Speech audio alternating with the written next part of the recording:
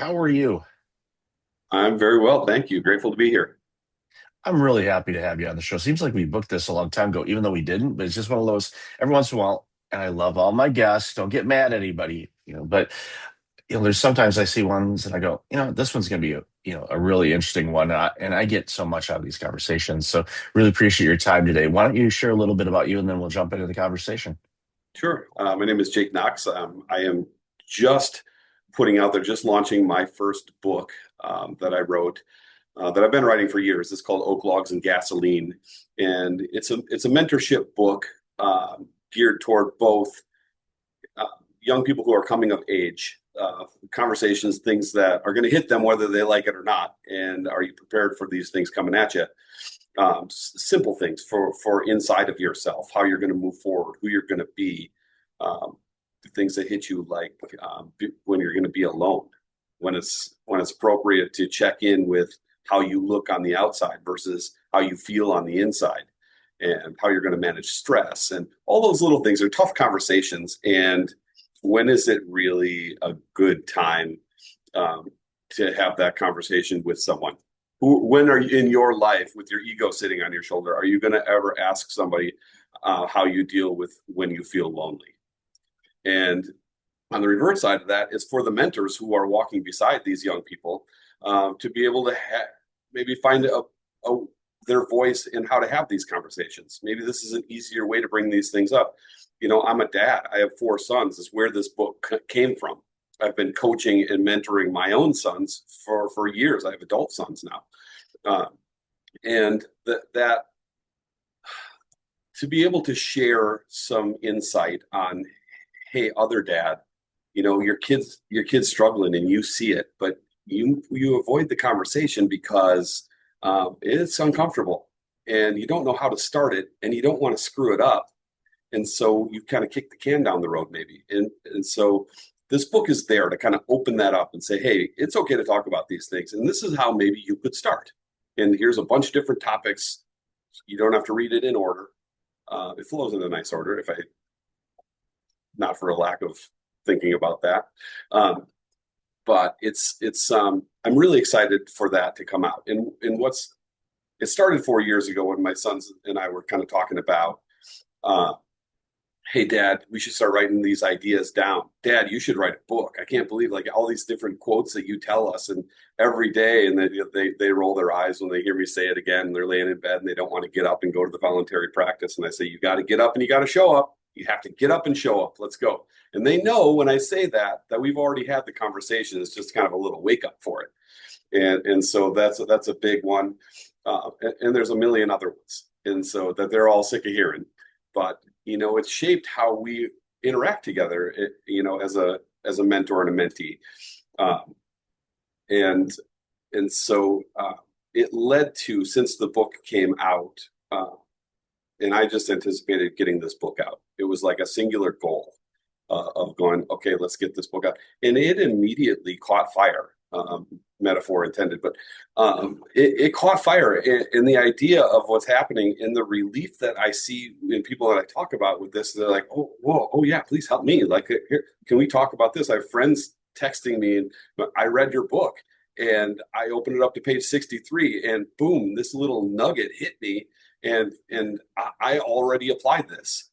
And then I'm talking to some other business friends of mine. They said, you know what you should be doing right now, Jake? You should be coaching.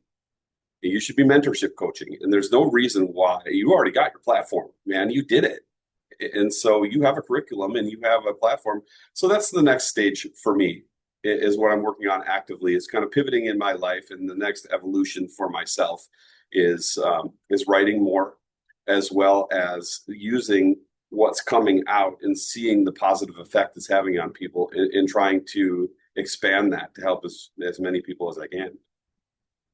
You've definitely addressed a void that I've seen for a very long time, and we're seeing it now in workforces, for example. A lot of your Gen Zs and, younger millennials are entering the workforce. and they really have no clue what they're doing. Not that we did when we entered the workforce, but it's different. There things are more complex in the workplace with relationships, nuances, technology. What is this keyboard thing? What do you mean I can't touch my screen? What is this? Typing. I didn't do any of that. Just type on my iPad. It's like this key. I don't know. It's like, okay, here. Let's see if I can order an online version of Mavis Beacon Teaches Typing 400 or something. Here, there you go. Yeah, those you remember that app. I had a conversation the other day with somebody who is, I think, in her early 20s in a workplace event. And her eyes got this big when I told her, yeah, I learned how to type on a real typewriter, not an electric one, an old school early 1900s typewriter. And when I first typed onto an electric typewriter, my ring finger, the letter S was a little heavy. So if I'd hit the S, it'd be, 40 S's across the page. I'm like, ah, crap. Yeah. If it had correction tape, great. Otherwise, you're using the liquid paper and, doing that kind of stuff. I'm really Remember all dating. the these things. Yeah, exactly. There's people that are our age that are going, oh my, oh yeah, I'm bringing back some trauma. Sorry about that, folks, but we're just telling the stories here. But like I said, it's filling a void because so many people, their parents may have been great and did everything they could, but those difficult, uncomfortable conversations, there's crisis, you know, but there's also crisis avoidance or conflict avoidance. And I think a lot of people go, I don't want to have this conversation because it might upset them. Well, if it's going to upset them, that's on them, and they have to figure out why are they getting upset by this? What's making them upset about this? And it could be something as easy as just a past experience, or it could be something even deeper than that. But these little anecdotes and these little just a saying that sticks with people. Um, as parents, we don't necessarily recognize that what we say will actually stick with, and it's not a case where, yeah, we want them to remember it, but they not only remember it, but they take it as part of theirs and how they operate through life. And, may not be just with a kid, that could be a coworker or a conversation you have with somebody, or I remember you when you did this for me at work and that made a big difference. Thank you. It was a nanosecond thought or action on my part, but it was, making things better for that person. And the ripple effect of that was huge. So that's what's so important about this. And again, congratulations on the book. And also, yeah, the coaching side of things, as you have discovered, um, there's a void there. And you can address it just based on just being who you are. It's that dad voice. And I know this is coming from a biased standpoint because I'm a dad as well. And I remember my father and my great grandfather, my grandfather, I remember the briefly little conversations that I had, or just observing how they went about life or how they did things. And we don't get an instruction manual, and that's why books like this, when they come out, is, oh, this is one of those how to live books. Okay. This is going to be on the bookshelf. This is going to be worn out. It's going to have creases in it and everything else. Because, like you said, you can go to whatever page. It's like, okay, I'm dealing with this, or a colleague asked me about this. Fine through it. Oh, there's a quote. And you could say, it's like, oh, that sounds like a pretty good quote. You say it to that colleague, all of a sudden the light bulb goes off. And that barrier or blockage that they've been dealing with evaporates and goes away. And then they can do their next thing.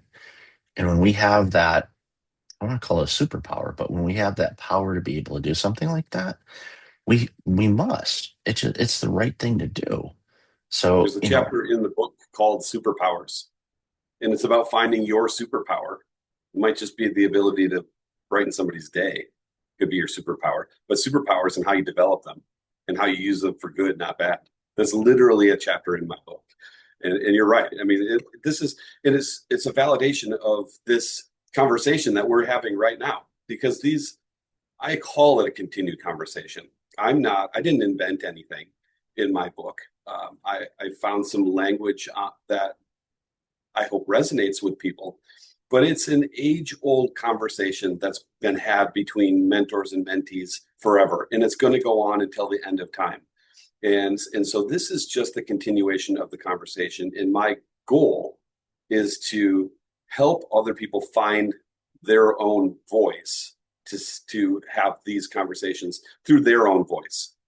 I don't want them to I don't want you to talk to your kids in my voice. I want you to talk to your kids about these topics in your voice. And so sometimes just reading those topics first goes, okay, I can say this in my language to the people that I love. And that's that whole goal. And in that workplace, and talking more in a professional setting than a parenting setting, um, there is a difference between how people like you and I grew up and how the younger generations, the 20 somethings, are entering the workforce. We didn't have the internet, we didn't have social media. And the way we grew up is with, our parents talking to us. We had, when I was in high school, there was like 30 channels on a television, and you watched what was on when it was on. You didn't just immediately go and choose what you're going to feed your brain. Um, in any capacity, you had to jump into to another cycle and get on board, or you go have a conversation in real time. And there was more interaction between people, voice to voice, face to face, on the phone that was stretched across the cord, stretched across the kitchen. And with social media, there's a detachment, somewhat of a detachment in conversation, and that's not addressed in Old Logs and Gasoline. It is earmarked in my next Oak Logs and Gasoline. There's a volume 2 in process right now. There was enough information flowing over where I felt like I could, draw a line in the sand and go, okay, this is volume 1, more coming, which I'm really excited about.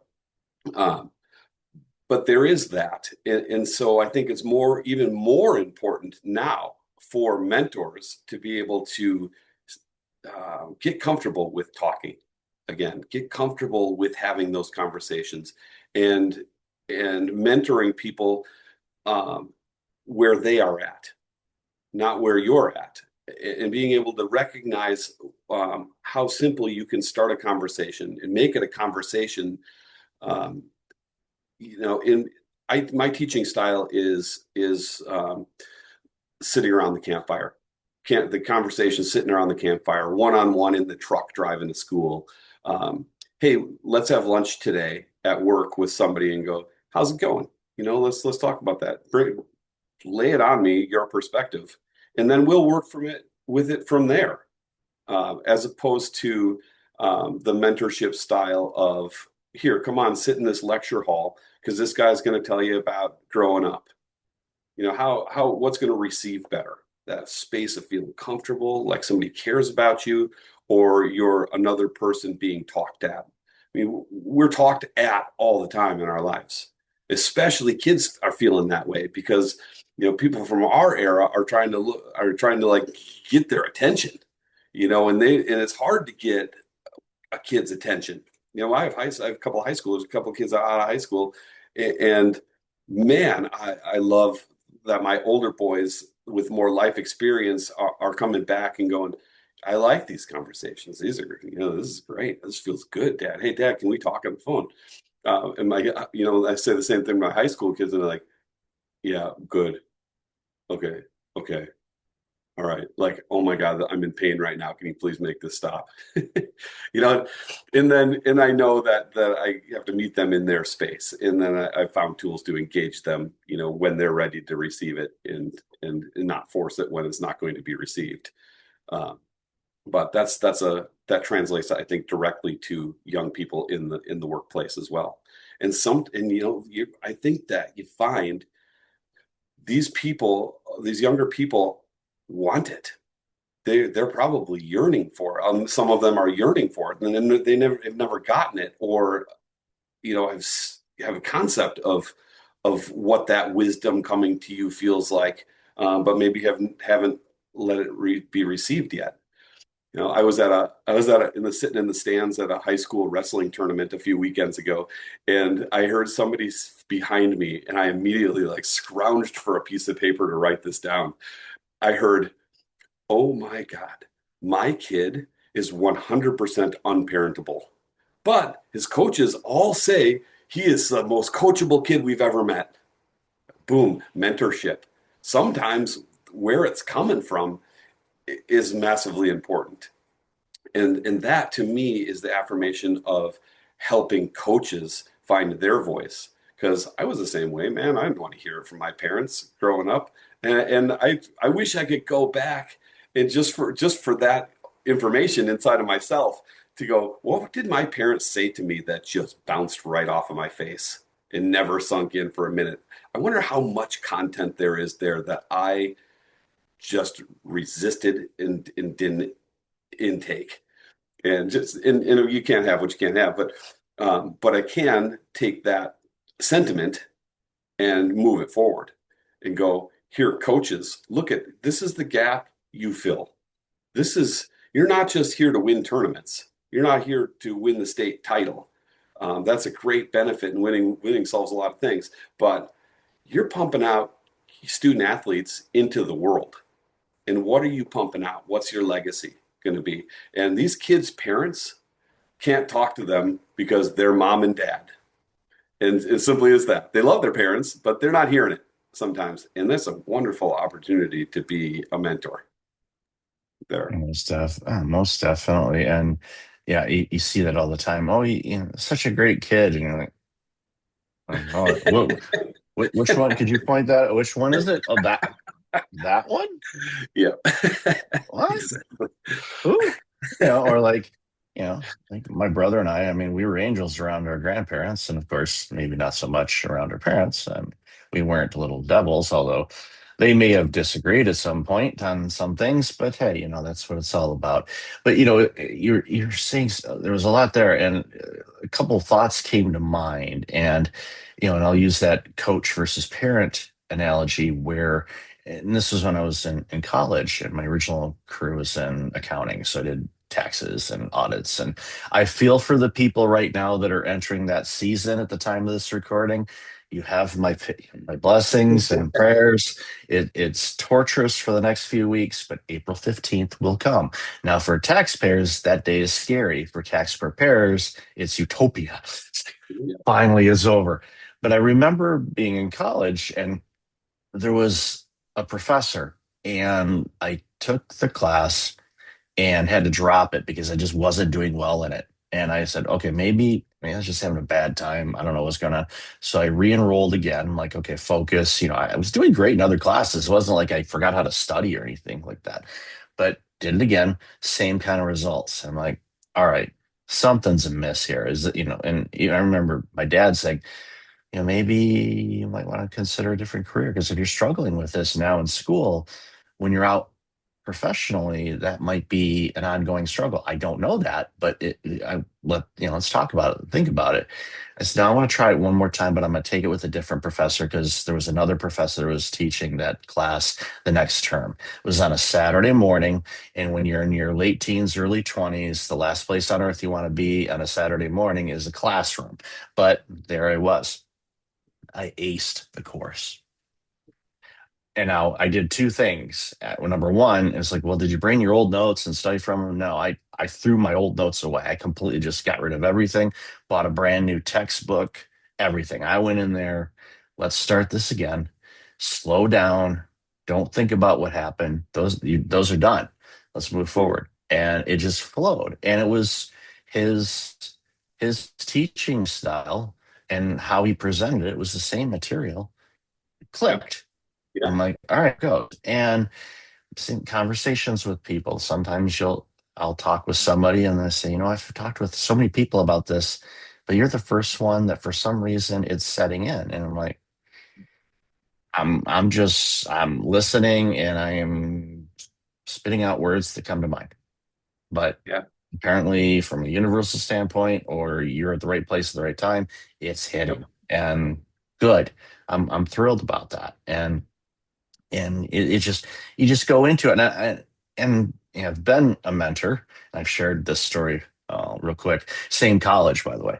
But it was an alumni thing. I got a call from the Alumni Association and saying, "Hey, we're starting up a mentorship program, and we would love if you would be a mentor to one of our grad students." I'm like, "Of course, that would be great."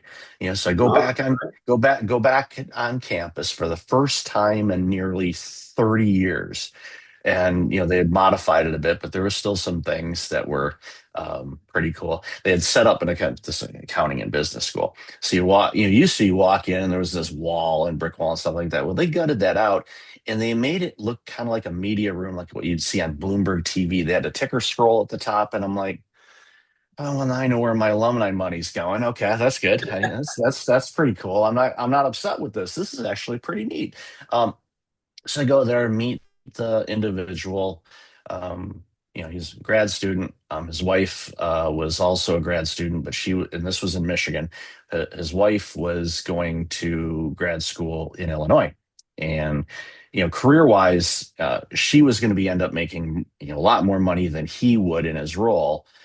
So because they were going back and forth, so where do we want to live? Where do we want to live? And she had plenty of opportunities in Chicago, and he's like, I'm going there, you know, every weekend and coming back here, I'm tired and things like that. And I went, you know what? This is an accredited school we go to. It's well known. The credits transfer easily. Okay. It's not like this, you find a little corner or basement shop at a shopping center. It's like, no, this is a really good educational institution. Why don't you consider looking into the master's program or grad program and I knew what kind of curriculum he was in, check out these two or three schools in Chicago. So if you need a letter of reference, I'll write one for you, but check it out. I mean, think about it. And he's like, all yeah, right. And then about a month later, he says, you know what? I made the decision. I've enrolled to, I think it was DePaul he ended up going to. If great. I remember correctly. So he did that. So I felt great as a mentor. My college did not invite me back as a mentor because I lost them a student. You outsource somebody.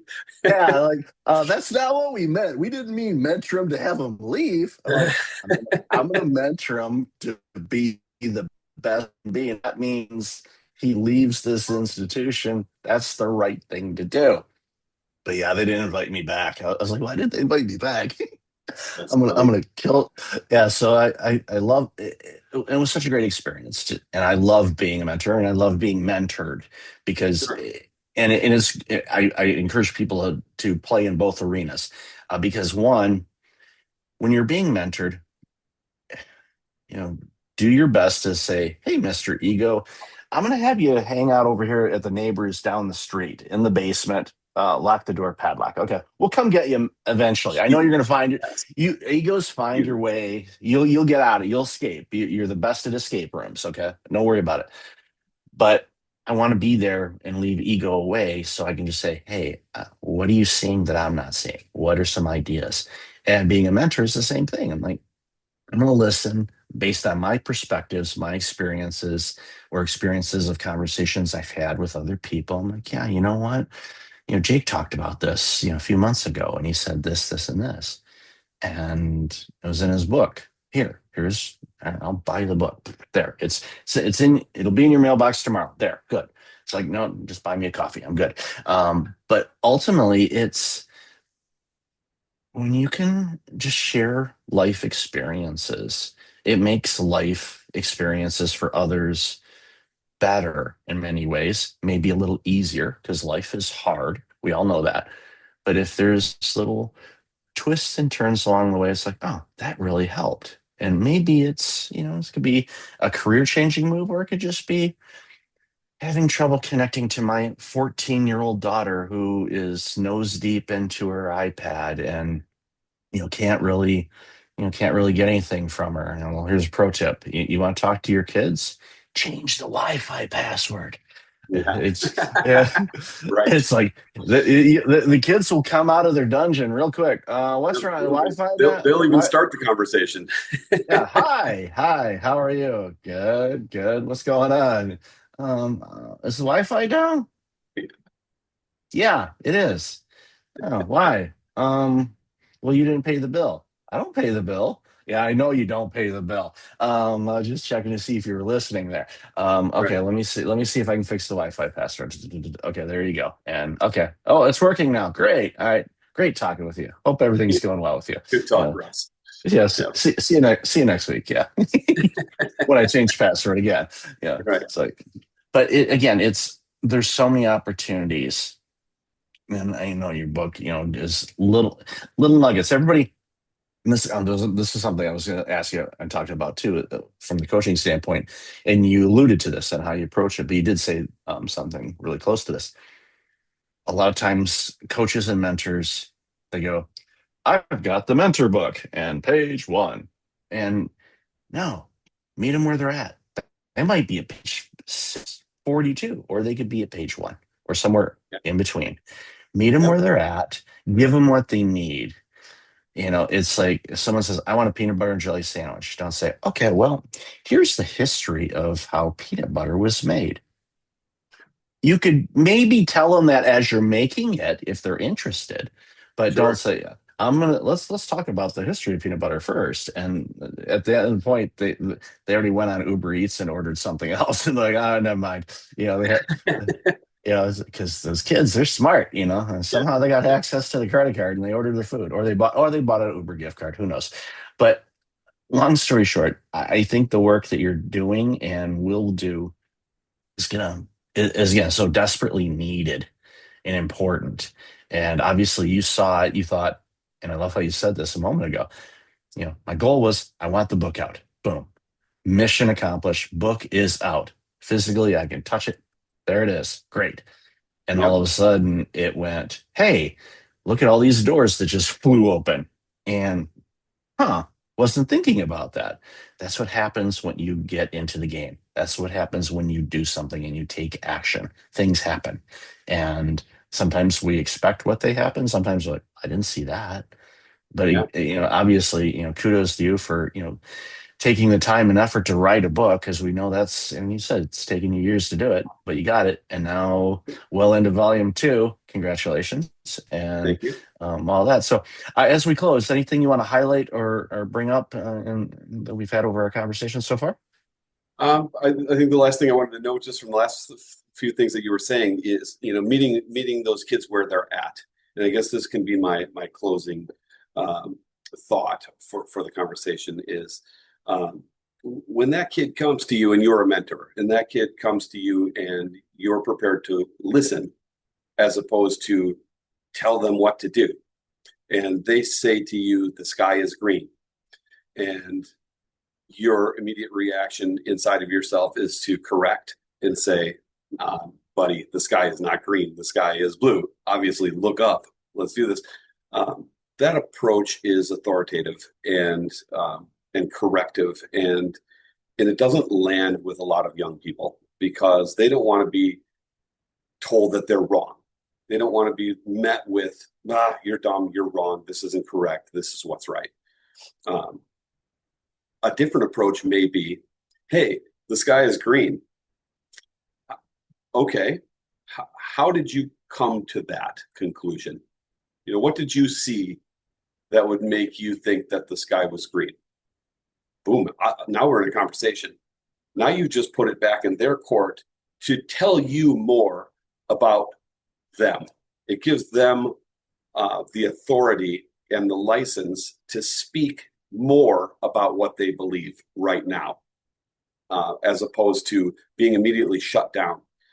When you're shut down in a conversation immediately, and this is directly translatable to people at work, subordinates at work, people who you manage, if they come to you and say, this is this, the sky is green, and you say, no, it is not, get back to your desk, you just shot them down, and you just told them that it's not safe to come and talk to you. And they might go back immediately and realize that the sky is blue and it wasn't green, and then go, oh my God, I can't go and talk to this person about the next thing. Whereas you have that conversation the other way. How did you come to that? Oh, well, you know what? If you look at it this way, now what do you think? Oh, sure enough. There was just some film in front of the glass. We got the sky is blue. Okay, cool. So we looked at it from another perspective. Awesome. Good work. Thanks for bringing that to me. And what are we doing next? That approach, it's just a little twist of the dial. It's Mhm. not a massive change. You don't have to restructure who you are as a coach or a mentor. Just turn the dial a little bit on how you approach and how you keep that conversation open and growing as opposed to directed. Yeah, and it's like I said, just a little tenth of a degree, if that, difference, and all of a sudden, what that does is it creates that element of trust and, quoting Amy Edmondson from Harvard, that psychological safety, that I can go to them when I see something, even though I'm having doubts of what I'm seeing. I can see that and then go, well, let's take a look at this. It's like, okay, yeah, I can see that. What shade of green, and it's like, or if you really want to put them on the spot, ask them for the hex code. But that's the sarcastic Gen X person in me. So what's the hex Yeah, code you're saying? Yeah. What? yeah. Yeah.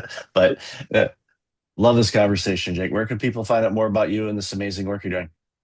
Oaklogsandgasoline.com is my website. My book is available on all the platforms. Amazon is a really easy way to get it in 2 days.